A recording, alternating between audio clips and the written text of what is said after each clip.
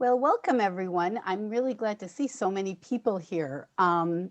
Tonight's program is Sex Trafficking, Facts and Fictions. And I am Debbie Wiedinghoff, the president of National Council of Jewish Women, Chicago North Shore section. Thank you for joining our webinar. Please note that everyone is muted just to maximize any feedback noise, as you all can realize by now. If you have any questions or comments, please feel free to use the chat. And as Gayle said, you'll probably be able to raise your hand and ask a question during the presentation. And don't forget about the little reaction emojis if you hear something that you want to comment on. JCAST, the Jewish Community Against Sex Trafficking, founded in 2013, is a program of NCJW, Chicago North Shore. JCAST was created to educate and engage those in Chicago and surrounding communities in sex trafficking prevention. JCAST is committed to ensuring that everyone can live a life free from coercion, violence, and exploitation. Before I introduce tonight's presenters, I want to take a moment to acknowledge the emotional impact from the events of the past week. I know that I am still trying to process what I witnessed on television on January 6th in the nation's capital. So in this challenging time, we appreciate that you are here to learn about a difficult and disturbing topic. If you find the conversation at any time overwhelming, please feel free to leave the session. Now it is more important than ever to prioritize self-care. JCAST falls under the leadership of NCJW Director of Violence Against Women Initiatives, Sherry Petlin. Sherry also oversees Luggage for Freedom, Trafficked Teens, Silent Witness, and Court Watch. To learn more about these programs, as well as JCAST, please visit our website, ncjwcns.org. Now it's my pleasure to introduce tonight's presenters. Gayle Nelson, Engagement and Development Director of JCAST, and Cathy Carmody, NCJW Life member and a JCAST Steering Committee member. And now I turn the evening over to Cathy and Gayle. Oh, thank you, Debbie. Thanks for the introduction. I assume everyone can hear me. I have my presentation up in movie mode, and I can see some of you, but I just want to make sure if you have any issues or anything, put something in the chat or raise your hand, and Gayle or Melissa or somebody else will notice and let us know. I don't know if you know, January is Human Trafficking Awareness Month. So while you might not want to have a whole heck of a lot more awareness these days beyond insurrection and impeachment right now, we do appreciate you attending our first of a three-part series on sex trafficking. But unlike political players, this form of slavery, which is what we call it, this form of slavery goes on despite who's in power. So we had a note from your RSVP letter included your ability to send a note in, and one of the notes we received was somebody who really wants to understand the difference between forced sex trade and when people decide to choose to be in the sex for pay field. So we'll talk about that, but not right this minute. We'll talk about that in a few minutes. But again, feel free to ask any questions that you have in the chat. Because from our point of view, it's a form of slavery, sex trafficking. And it's, slavery of various types has existed for millennia, right? We Jews managed to get out of Egypt. We were slaves. The Civil War was fought over slavery. And so we consider sex trafficking a modern form of slavery. And we hope that just like those other forms of slavery have ended, that we can end this too. Now, of course, that's a pipe dream, but we can work towards reducing it and certainly have you understand about it, because our real purpose here is not to, we're not super duper experts in sex trafficking. What we are here to do is to help you really find a way to help you be more comfortable discussing healthy relationships with your loved ones, and especially the youth in your lives, because it's really about values and what you understand about relationships as well as sex, and how you want to share those values and those beliefs about relationships and sex. And so part of what we do is, part of what we believe is that if we educate well, then our youth, educate parents, right? Well, our youth are less likely to be enticed into the sex trade, and that hopefully we'll be able to reduce the demand as well. So we started with some teasers, as I recall, that you received in the mail, the email. Let me see, why is my, there it goes. So it's the first of 3 virtual sessions. Tonight's about facts and fictions, and it's really meant to build on the definitions of sex trafficking and some basics, so that over the next 2 sessions, like I said, we can talk about healthy relationships. And we called the third one Sex for Pay, Work or Pray. And if you notice, the or is in gray, and we did that on purpose because it really is a gray issue when we talk about women and independence and freedom and choice. And so we'll spend some time talking about that. As I said, it's about values, and we will not be imposing our values on you. We want you to help uncover your own, so that when you're talking with your family and the youth in your lives, that you're comfortable doing that with them. However, when we do have a particular point of view, we will let you know about that. And one of them that we'll talk about is the sex for pay issue. And I'll let you know up front that our belief is that we do not believe that women, or men, mostly it's women, but should be sold like a sack of potatoes. So that's where we come down on that one, but we'll talk about that a little more fully in a bit. So the pre-session questions, most of you, looks like have put something in the chat. So get your chat up, because what we want to do is have you guess on a number of 1 to 10, what number is human trafficking? And this, at this point, it includes both labor and sex trafficking, even though we're going to split it off on the list of the top 10 criminal enterprises. Stick a number in there and hit enter. What do you think? 3, 3, 2, 3, 3. Oh, you guys think it's a pretty big deal. 3s, I saw 1. Yeah. Okay. Number 2s. Actually, recently it became tied with number 2, which is illegal guns. And of course, number 1, usually drugs, right? And the numbers are controversial, because I'm not sure anybody really knows the numbers anyway, but some of the recent ones we've seen are $150 billion with a B for trafficking, and 99 billion of that is sex trafficking. So part of what we are wanting to impress upon you is this is really not necessarily about sex. This is about business and power. So a lot of what, well, let's go on with the other ones. So how about this one? What do you think? Give us a number in the chat. Probably more than 100, probably under 1 million. It's 450. Okay. There's a 300, 750. Up there's 1,000. Is it 500? Do I hear 10,000? Oh, there we Thousands, go. yeah. So here's the answer. It's a lot. Of course, it's a range, because we don't really know. So Juanita's got an idea there. So it's a lot of women and children and men, of course, but and that's every day in Chicagoland. So this is a big issue. It's big business.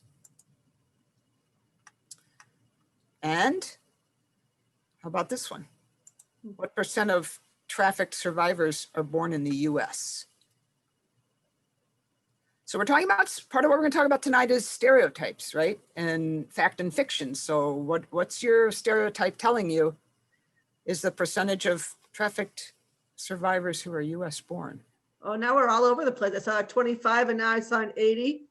Good, because I can't really see mine. Oh wait, how do I get my chat back? There's a 75 and a 50.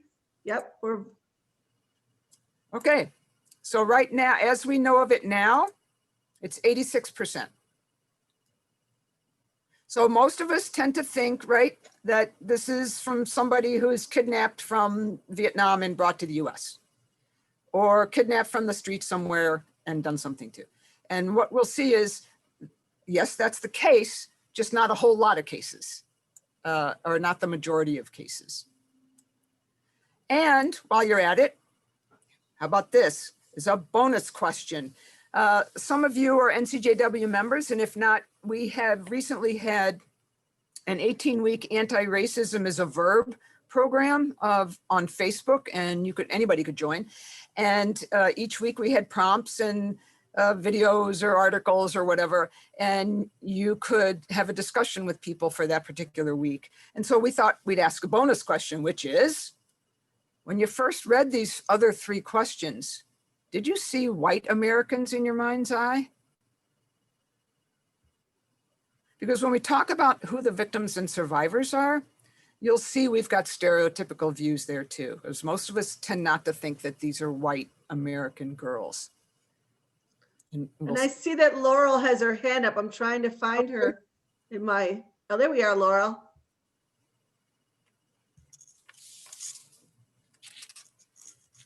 She's typing a question or asking a question? Okay. I All right, think Laurel, I think you can talk now. Go ahead. I think I hit the wrong button. Sorry. That's okay. Great to see. We can get everyone involved. That's great. And then again, as a reminder, this is a heavy topic. So if it triggers you, you need to do what makes you feel comfortable. If it's, you know, sticking a sticky over your camera so nobody can see you, you can do that. If you got to get up, if you have to leave, that's fine. If you need, for some people, it's asking a question or typing something in the chat. Feel free to do that as well. So here's our agenda real quickly. We'll go a little bit through what JCAST is and what we do. We'll define sex trafficking. We'll tell you what it looks like in Chicagoland, as well as in the Jewish community, because people tend not to think it's a Jewish community issue, but we know it is. And then we'll set the context for you, or that'll help set the context for you to hear about the other 2 issues we'll talk about that will the whole thing will lay the groundwork for the next two sessions. We'll talk about cultural stereotypes in pornography. And again, there too, we have some facts and fictions. So let's start with who we are. NCJW, as many of you know, was founded in 1893. Well, let's see, let me see what you've got that up there. You see JCAST. We don't see NCJW page. No, it's not moving. It's not moving, Cathy. I mean, yeah. Yeah, let's see what's going on here. Oh, there we go. Here we go. Okay, so JCAST is a program of NCJW. It moved back. It went back? Yeah. There you go. Okay, start there. National Council of Jewish Women was started in 1893 here in Chicago. It's the oldest Jewish women's organization in the US, and we have a history of working on violence against women. In fact, NCJW volunteers were at Ellis Island at the turn of the prior century, because young women would come over as single Jewish women and end up in the sex trade. And so they were working even then to stop that. Our JCAST program, I don't know if Stacy, I thought Stacy might have signed up. I don't know if she's on the program, but Stacy Safe was one of the co-founders of this program in 2013. We formed an official coalition in 2014 and received our first grant funding for 2015 and a continuation in 2016 from the Jewish Women's Foundation of Metropolitan Chicago. And we like to think that we actually helped spark attention to this area over the last few years and have now become a program of the NCJW North Shore section. So from our perspective, we see sex trafficking really as commercialized domestic violence. we spend a lot of work in NCJW dealing with domestic violence, which you think of as also known as intimate partner violence, sort of the one-on-one thing. But if you look at sex trafficking, we like to think of it as the MBA of domestic violence. Gayle, you want to say who you are? Yeah, I just want to quickly say hello. I'm Gayle Nelson, and I am the Engagement and Development Director for JCAST, and I'm just excited to have all of you here. And I'm a longtime member and volunteer. I spent most of my career in corporate America working in human resources and strategy, and been a volunteer dealing with women's issues for a long time. I also serve on the board of a domestic violence agency in Chicago called Between Friends. So I guess I kind of work at the micro and the macro level of domestic violence that way. Okay, so we're going to go from there now. If you recognize the name of this building, feel free to type it into the chat. I took a picture of it and cut the name off the top. But while you're deciding whether what it is, I'll let you know that the picture down at the bottom left is from an article from 2017 from Arlington Heights, where Arlington Heights Motel, where these particular men were arrested in a sex trafficking sting. And so you can see just from their pictures that this is a multi-ethnic issue, different ages. The stereotypes of certain types of men who are involved really don't hold. We'll talk a little bit about some of the generic type issues, but pretty much it's everywhere. And yes, people know it's the Optima building. It's about 1.5 miles from my house in Skokie. And in 2017, they raided, I guess it was like 7 or 8 apartments in there that had been hosting, and in this case, it was foreign women since 2014. And people who lived there were always wondering, why are there so many men coming at 24 hours a day in and out of these apartments? And that's why. So they uncovered a prostitution ring there. I thought I saw somebody say that, yes, it's by the Holocaust Museum, but somebody say she was in Lombard. We did a program out at Etz Chaim in Lombard, and instead of using this picture, we used a picture from a strip mall out there where a massage parlor it was being used for prostitution. And actually the massage sort of health spa business is really one of the biggest ones for this. So you're probably wondering, well, what the heck is human trafficking? Maybe we should define it for you.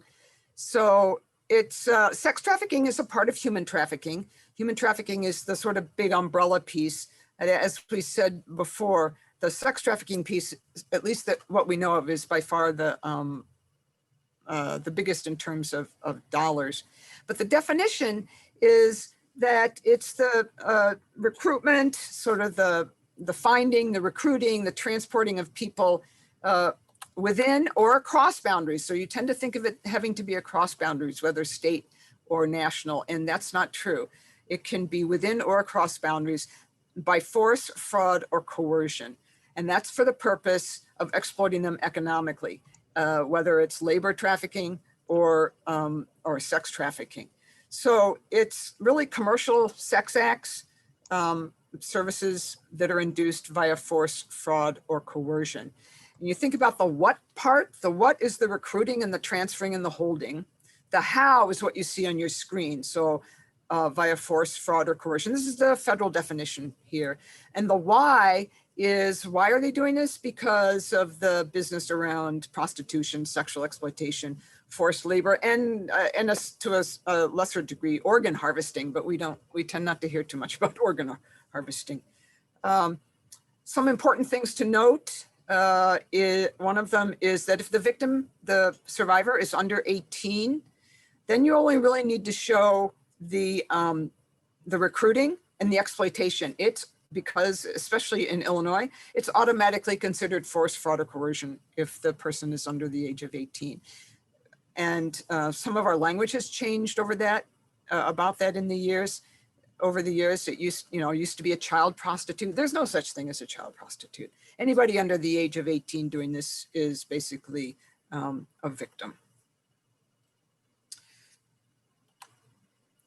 So what does it look like though? So that's sort of how it's defined. But if you think about what does it really look like, there's a bunch of organizations out there. One of them is the Polaris Project, which is where I got some of this information from. The picture on the left, I just actually got today from their 2019 report. And this particular page talks about sort of the top 5 of risk factors, or the top 5 mechanisms, the recruitment tactics. I don't know how well you can see it. You're not meant to really read the whole thing. You can go find it yourself online from the Polaris Project. But we really wanted you to understand via their little video, which is only a minute long, that this really is criminal enterprises in a lot of different businesses. They mow our lawns and vacuum our offices, paint our nails, and paint our houses. They are in the room next door, or the house next door. They're in strip malls where anyone can see them, but most of us don't, because most of us don't know where to look. Until now. In 2017, analyzed one of the largest human trafficking data sets in the United States. We took the broad concepts of sex trafficking and labor trafficking and broke them down into what they really are: criminal operations within 25 distinct businesses. Now we know where to find them. Now we can start to understand how they got there, how traffickers work, how the businesses are run. Now we know. Now we end it.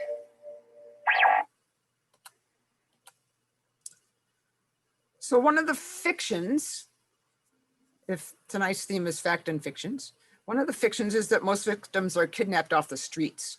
It's sort of like you see that in the movies, right? The graphic that you see though might be a surprise, because it shows that 46% of those being trafficked know their victim. How is that the case? So for how many of you is that a surprise? I mean, I can't really see a show of hands, but I see some hands. I can't see everybody. But how can that be? Often they know that person through a process that we call grooming or luring. And we'll talk about some examples of that. But while the majority of victims are girls, boys are also trafficked. And they're often from the LGBTQ community. They tend to be homeless, locked out of the house. If people are not accepting of the different possibilities in gender and relationships that their children might favor, and they lock those children out of the house, they often are victimized.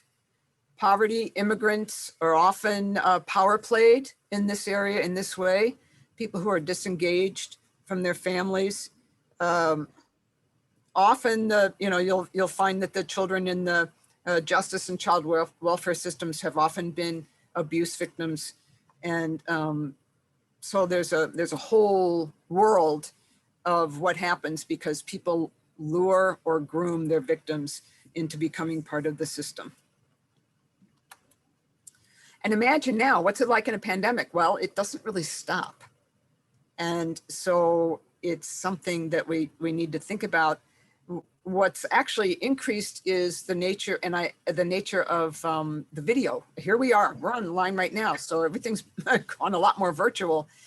And there was just, I think it was today's New York Times or Trib, one of the papers had an article about women who, because of economics now, are joining one of the, what would you call it, a sort of a subscription porn site, because they're selling their pictures online to get money. So let's bring it down to Chicago. We think of it as two parts or two parts of an equation.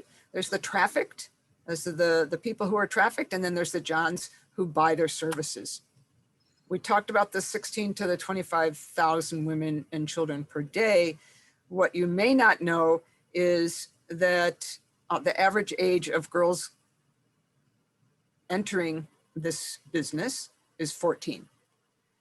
And that 1 out of 3 runaway teens are trafficked within 48 hours. Because what are they going to do? They need a place to stay. They need some food. They need money. So they engage in what's, half of them anyway, they engage in survival sex. It's the only way they can survive, so they do it. The men, I don't know how much of this surprises you. More than half of them purchase more than once a month, or once a month or more. And they have regular partners. That means they're married or they have significant others. So one of the things we need to talk about is, what is this supply demand issue? And we will talk a little bit about that as well. Happens at any age. How many of you remember the documentary about Michael Jackson? It's called Leaving Neverland. If you haven't seen it, I really encourage you to find it. I don't know where, library, YouTube, somewhere. Leaving Neverland, it's very long.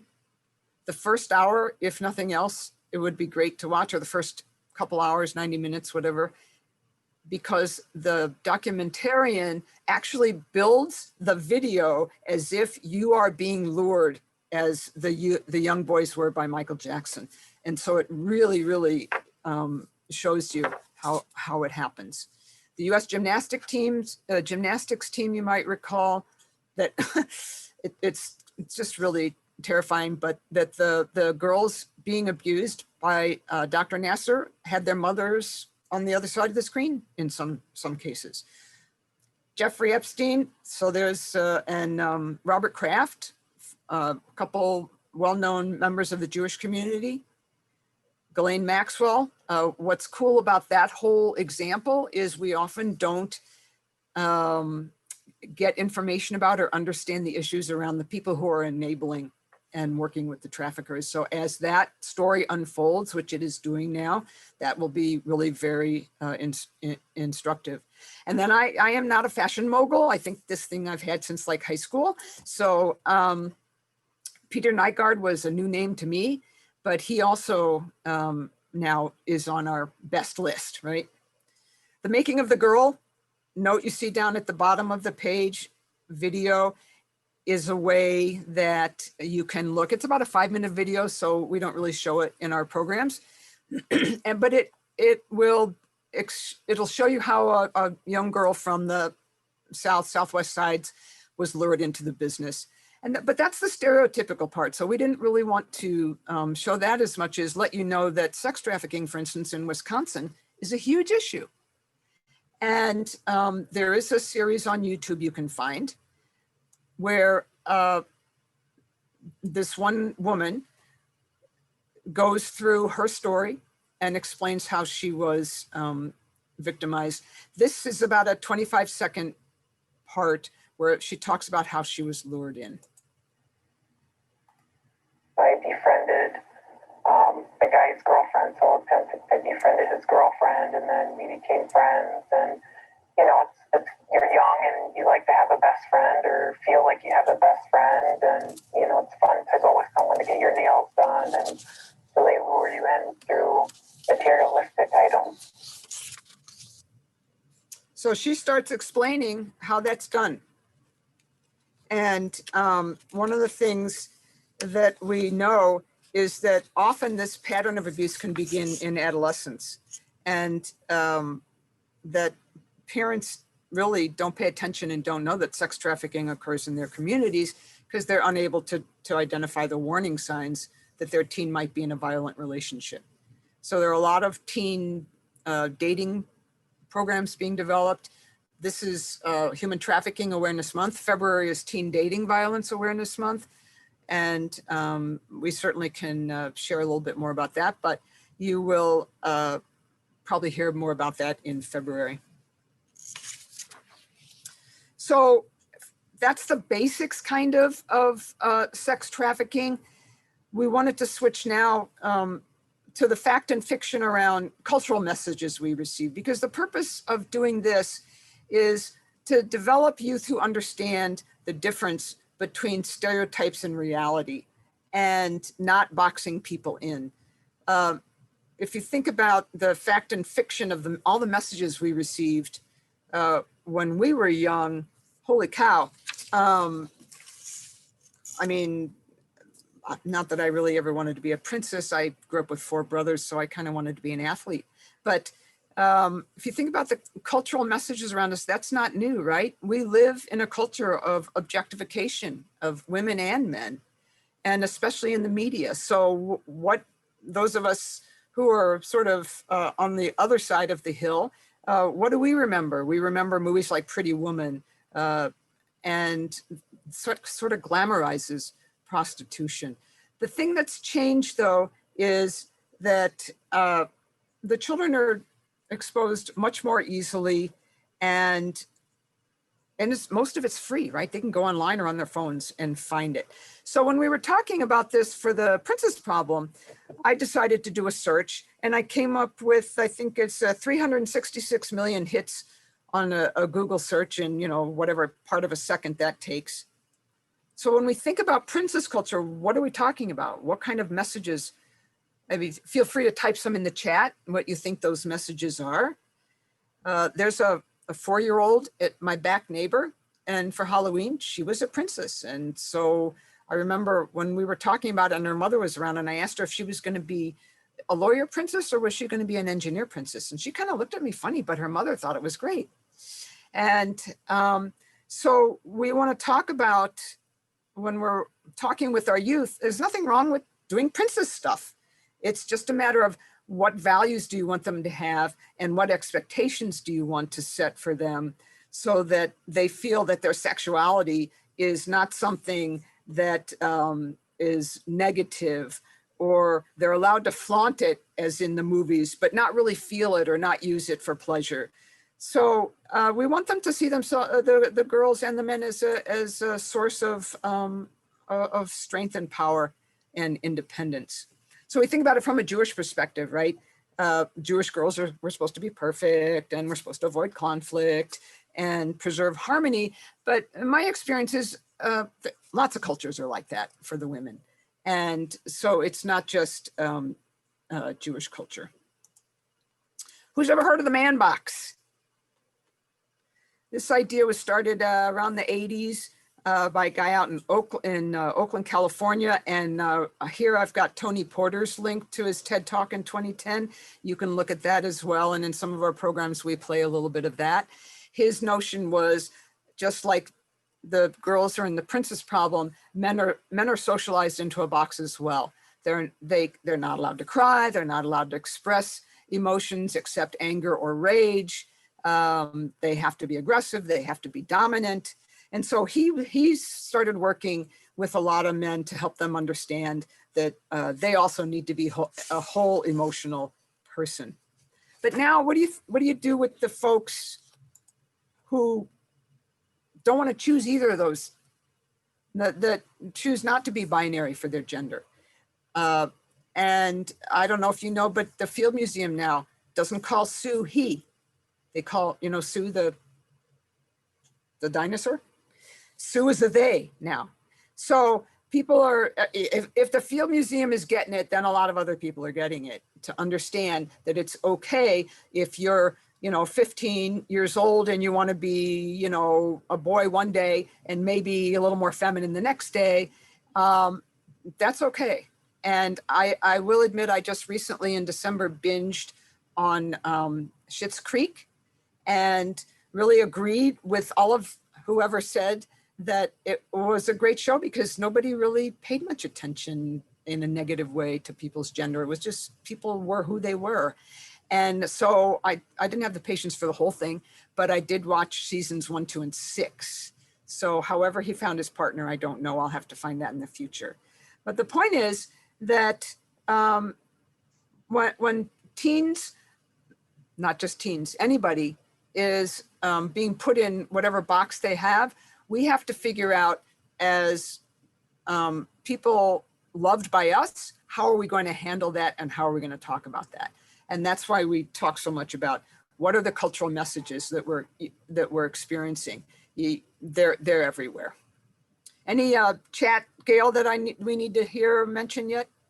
Nope, we're all good. Okay. So pornography, where does this fit in and why are we talking about this? Well, remember, our goal is to inform you about sex trafficking. And so we need to discuss how, and mainly men, of course, they're the majority of purchasers, profiteers, and perpetrators.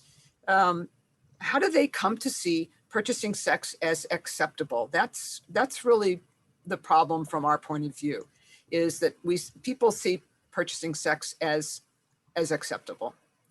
So whether you believe that purchasing sex should be legal or not, it's a huge issue. We are not going to resolve that issue tonight. And we're probably not going to resolve it as a group together very much at all. But our point of view is, like I said, we don't believe that purchasing sex is a valid business proposition. We don't think youth grow up wanting to be prostitutes. If you ask a 8-year-old girl what she wants to be when she grows up, I've never heard one say, I want to be a prostitute.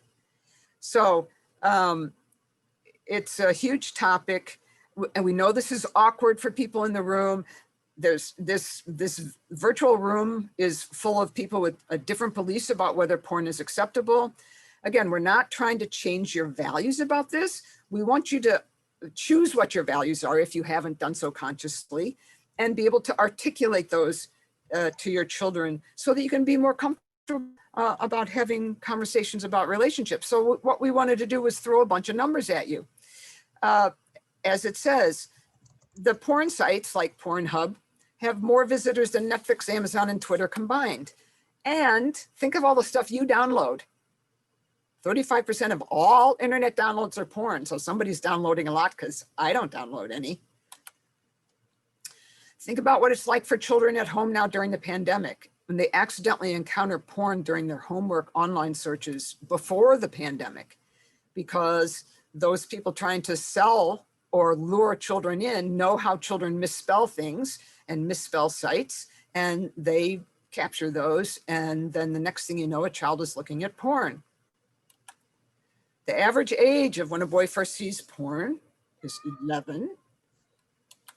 And I only got the numbers for 2019, but 42 billion is the number of visits to Pornhub during 2019.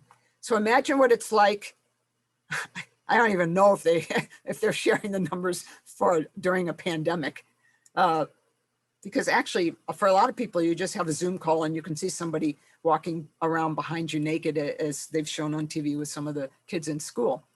But I think one of the more significant ones is that the 46 to 48%, they purchase sex to obtain sex acts that they either are uncomfortable asking their partners to do, or which their partners have refused to do. So a question is kind of what's going on around our having conversations around sex with our partners. And that's sort of way beyond what we do.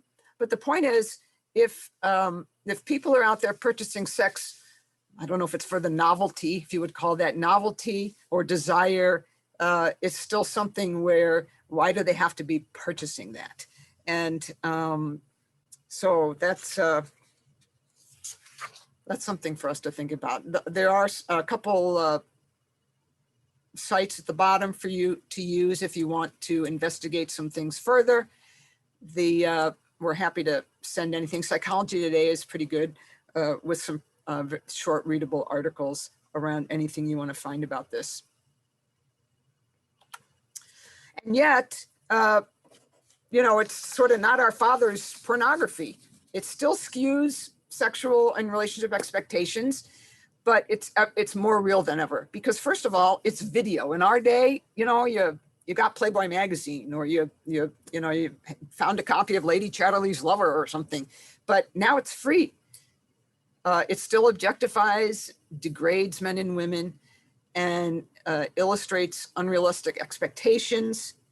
So our point here is to educate, don't blame or shame, youth when they come to you.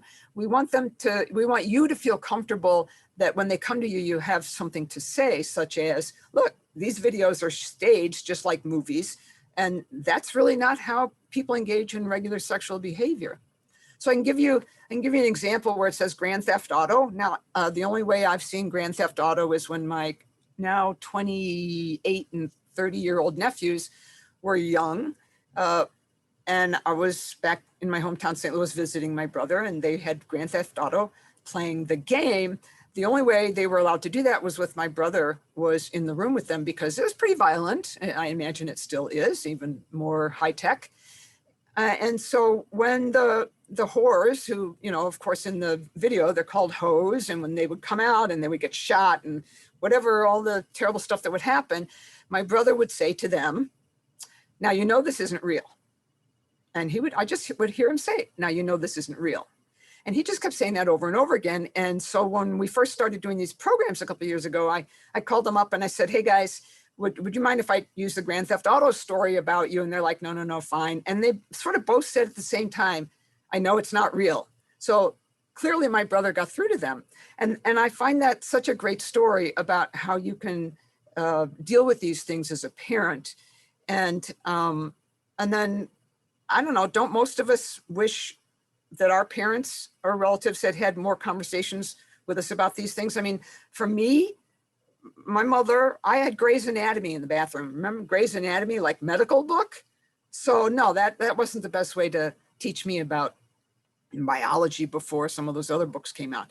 But think about what you want to avoid in terms of how you were brought up to talk about these issues, but what you want to replicate. So I would replicate the kind of thing that I saw with my brother, where you kept reminding the children that this isn't real. So it is uncomfortable having these kind of conversations. The key, of course, is to keep having them until both you and the people you're talking with, the youth or the children, are feeling more comfortable.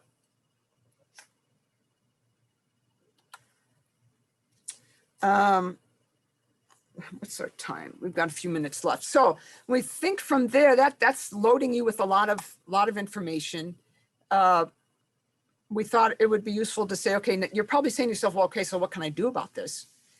I don't know if you know who Marion Hatcher is. She works for Tom Dart in the Cook County Sheriff's Office. Tom Dart is one of the guys who really first started organizing these countrywide stings at events like the Super Bowl or the World Series or March Madness, because at all these huge events around the country, certainly before the pandemic, were huge business opportunities for sex trafficking, and girls would be brought in from all over the place.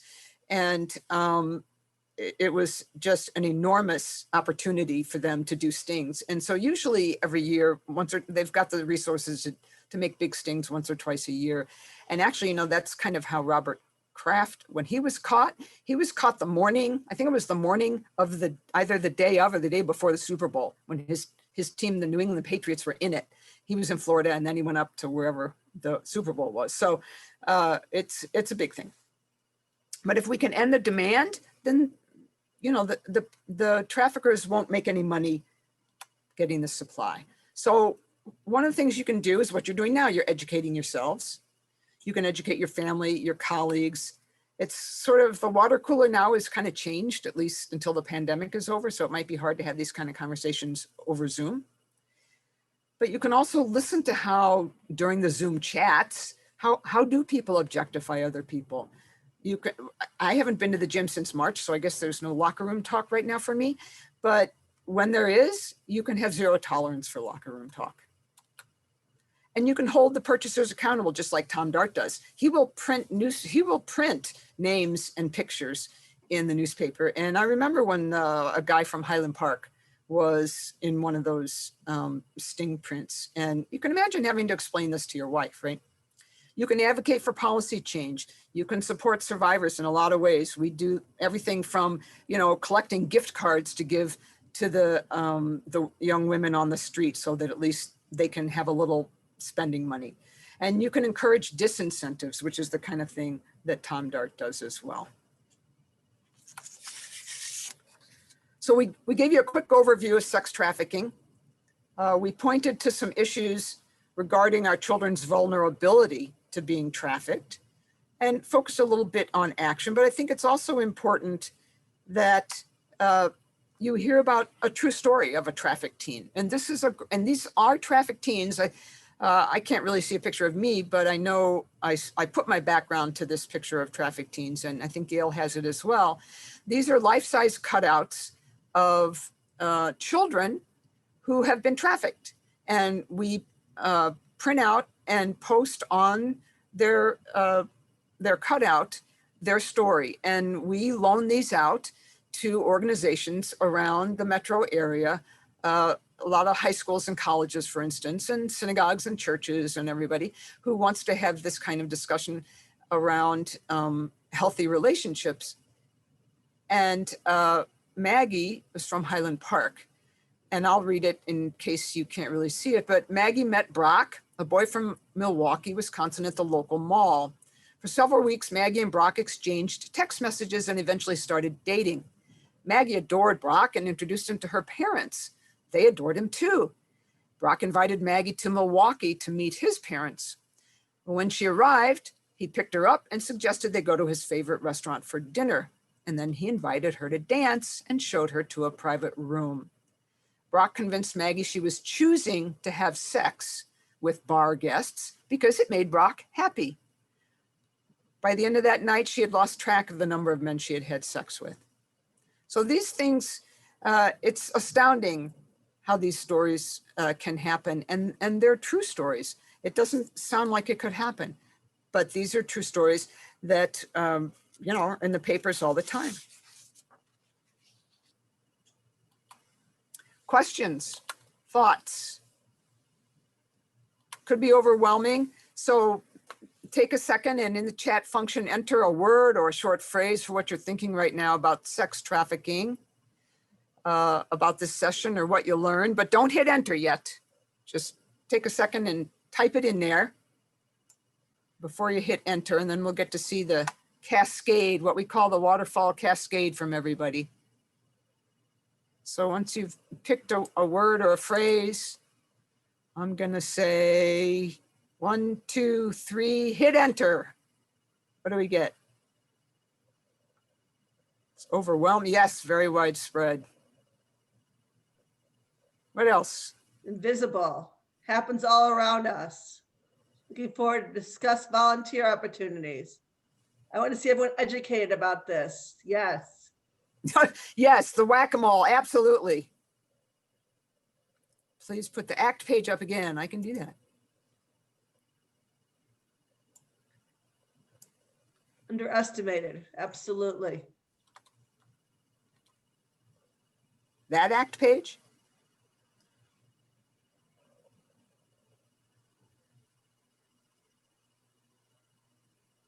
And we want to bring this up so that we can build awareness, right? And not be, and so we can move this forward and make change. Denied by many, absolutely. So the first session here is to really give you this overview and in a way to kind of overwhelm you so that you see that this really is a significant issue. But what we hope by the end of the 3 sessions is to help you increase your comfort level with conversations around these things. And that when you mention the word sex or whatever, you don't get all embarrassed, that it becomes something that it's okay and that you're modeling for people, that it's important to talk about, and that you become a supportive resource for the people, the people you are comfortable with and the people you love in your lives. And that also from our perspective, the goal is to help decrease the number of people who purchase sex, because if we can do that, if we can help people become, help boys and girls understand that this is not the way to have a relationship, then maybe we can reduce the number of people who are exploited for sex, because we reduce the demand, which reduces the business. So Amy's got her hand raised too. Let's see if we can find Amy. There's Amy. Hi. Hi, Amy. I just wanted to tell somebody what my experience was with this topic. I found, I like reading young adult novels, and I found one called What Unbreakable Looks Like. And it's about a girl who was trafficked, who, is trying to come back into society. Anyway, the reason I'm mentioning it is it was a really good way for me to understand what this was all about without it being overwhelming. And I mean, it's upsetting, but the way this is written, because it's written for young adults, it sort of softens it. And I wanted to mention the book because I thought it was very well done. And I think sometimes, we want to learn about this stuff, but if it's too much, we get turned off instead of interested. So that was one thing. And then I watched a movie called The Chosen Ones about sex labor in Mexico. I just found both of those a really good introduction, in case people are looking for things to read or see. Well, thanks for sharing that. Is the Unbreakable book, is it fact or fiction? I think it's fiction. What Unbreakable Looks Like. I think it's fiction, but it's based on. Oh, yeah. Sure. I don't know if anybody on the call right now was a participant, but Talia Karner is a novelist, and our section did a book, I guess a book club review with her book called The Third Daughter, I think it was called. And what she basically did was, I don't know if you remember from Fiddler on the Roof. Thank you. I'm thinking of the new sedition video, right? As opposed to a tradition. I don't know if you all saw that one, but Yeah. So Fiddler is the third daughter in that sort of like nowhere, with 5 daughters or whatever. And so what Talia does is she took the third daughter and did her research and made this fictional story based on the true facts that there was a Jewish sex trafficking ring based in Buenos Aires between 1870, I believe it was, and 1939, where from Germany and Central Europe into Buenos Aires. And the book really is it's fiction, but it really gets at every single piece that you might want to learn about in terms of sex trafficking and how they lure the girls with promises of marriage and money, and they're usually they have a great nose for people who are poor or don't understand something. And so the traffickers have a great sense of whom to go after. So when you're, they know what schools to hang around, they know what parks to hang around to find the girls, and they're very good at it. So there was another book that was really very well done. And Laurel has a question too. Go ahead, Laurel, or a thought. Can you hear me? Yep. Okay, so I don't want to get fired, so I'm not going to tell you where I work, but I work at a high school that has a lot of undocumented and a lot of low-income kids, and they move around a lot. And across the street, there's like a strip mall, like Chicago type, not suburban. And one of the stores there kind of came and go. And one of my students, who was very at risk, went there, and she came back and told me they were paying her like a lot of money for doing nothing. And that it was cool because her mom was doing it too. And if I, pressed any harder, she wouldn't talk. So I just kind of like thought maybe something was going on. And I talked to our SRO, didn't care. And I talked to some of our people in truancy who are amazing. And they kind of talked to those people. And again, nothing was going on. And I'm pretty sure something was going on, but I didn't know who else I could report that to. So when you're saying nothing's going on, that's what they were telling you. So it's not like you went to the police or. Yeah, I went to the police, our SRO, which is our in-school cop. But not to the out school cops. No, because the in-school cop is part of, the Right. main police department, and they would have, I've done this before. So they're like, wait, you need to talk to your SRO. Yes, And then there is, Yvonne, I saw her chat. There is a trafficking hotline that you can call, just as there would be a domestic violence hotline. So the thing to do is to call the hotline, which actually, according to Illinois law, in your break room, bathroom somewhere, there should be a sign, because by law, they're supposed to have some signs up about that. So if your school doesn't have that, you need to have them put one up. can you put something in the chat about that? Because my school has nothing. If not, we can find it for We you. can talk. Thank you, Melissa. Oh, that's cool. So I'm going to look into that, and I'll be in touch with you. But it was a situation where I'm pretty sure I knew what was going on. And then I think the brother ended up being involved too, because the family was very complicated. And it's very common. If you could see the list of how people are lured, it's very often other members of the family. This is not, like we said, it's not people just getting picked up off the street. Exactly. And the store kind of came and went. So I went with my gut. So anyhow, But this has that's been exactly great. what we want. It's like the if you see something, say something piece. If you see, we did this program with the Hadassah group, I think it was a couple of years ago, and they were saying, there's some restaurants up on the North Shore where they keep seeing people in the outer parking lot, and they wondered what was going on, and girls and, guys and whatever. And so they told the police, and the police checked it out, and it turns out it really wasn't anything significant, and that's fine. But the police told her, please keep letting us know, because you can't really tell. So when you get suspicious and you start noticing these things, girls hanging around in the park and their hair, where you can't see them and they're Right. whatever. So yeah, it's important to take action, but only if you're going to be safe doing it.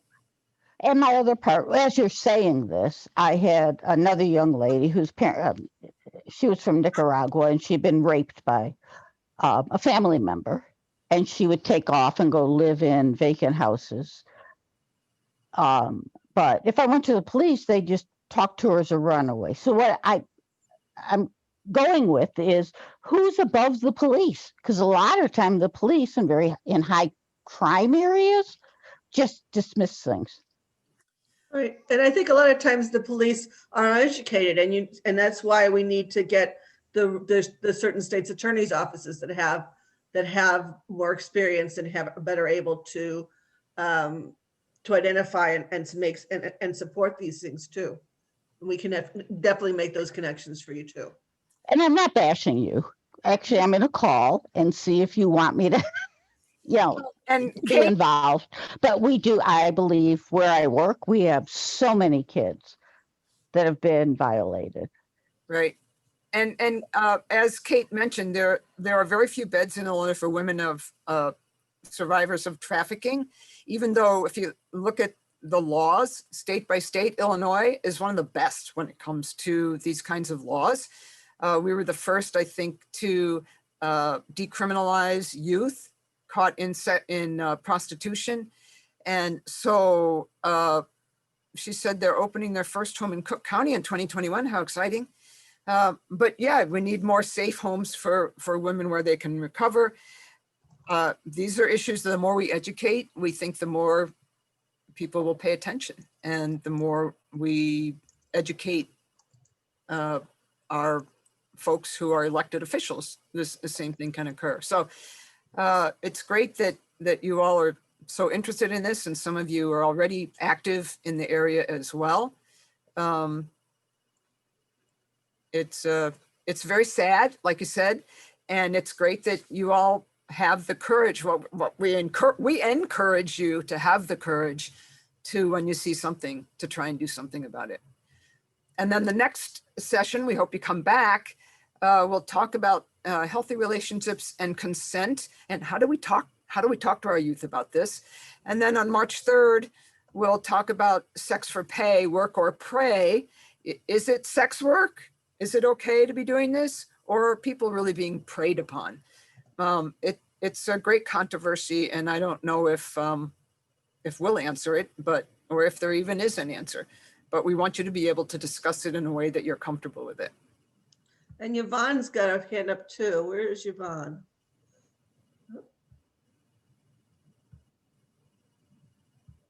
Good evening. Thank you all very much for the information. Great information. Do we need to re-register for the next sessions, or because we registered for this session, will automatically be included? I think you need to re-register, but we're happy to leave me your email and I'll make sure to sign you up too. But it'd be great. Yeah, that's a great question. They will so next time we'll have to do a quick review of what sex trafficking is for those who aren't here, but we're also trying to make them stand independently of each other. So it'd be great to see you back. What else? There'll be an email to invite you. So just look for it. And feel free to contact us if we can answer any questions in the meantime. If you want to use the Traffic Teens, I forget how many we have, but aren't there also desktop versions? There is. We have little desktop versions that you can use. The ones in the picture behind me are about, well, let's see, I'm 5'5". I've shrunk a little. I'm 5'5", so they're probably 5'3" or 5'4". There is one or two boys, the rest are girls, and each of their stories is on their cutout, and true stories of people in the Chicago area.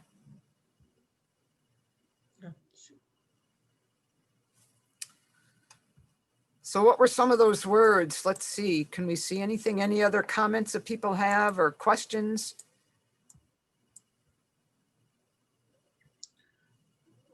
There's another couple messages coming through. Oh, Aaron's Law. Yeah, we could always send back out that sheet, Gayle, of the 6 laws that got passed in 6 years. Yep. During the teen years, in the 20 teens, Illinois was really amazing in passing almost one law every year to support the people who are victims.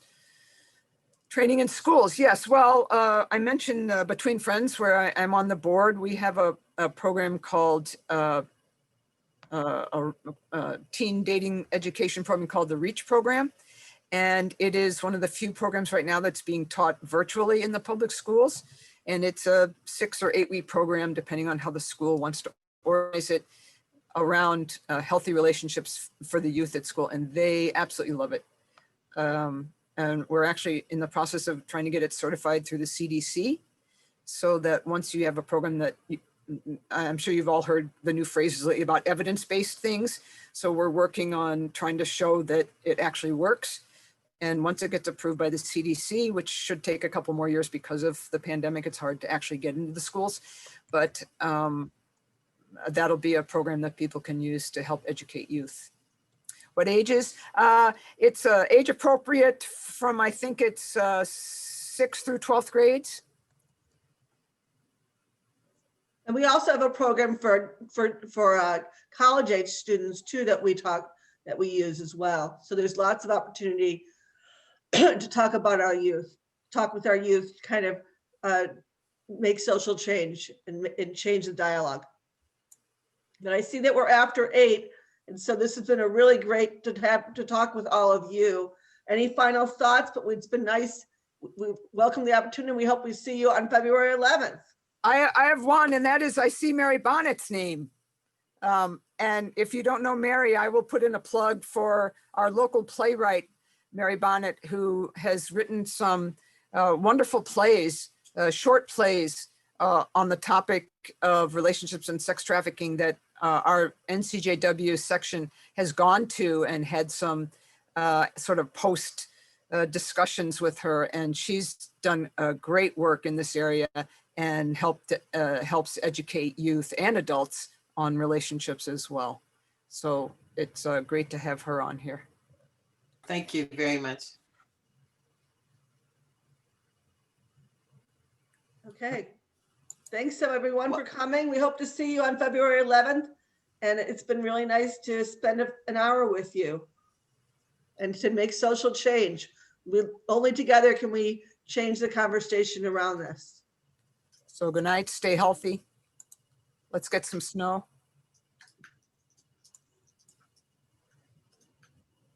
Thank you, Cathy and Gayle and Sherry. Great presentation. Thanks. Yes, wonderful job. Thanks. We can stay on for a sec if anybody wants to talk, but feel free. Oh, and then there's a post-event survey that you can fill out.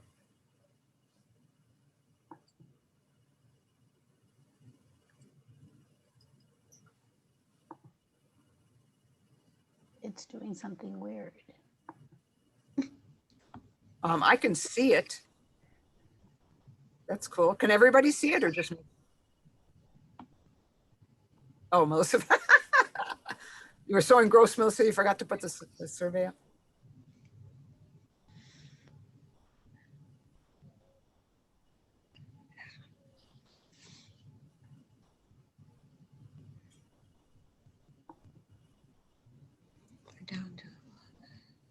It's just 2 questions.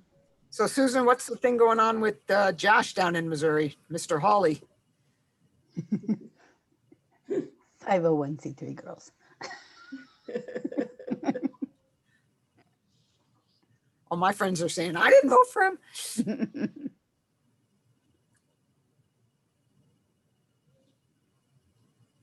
Okay, this is great. Thanks, everybody. Thank you.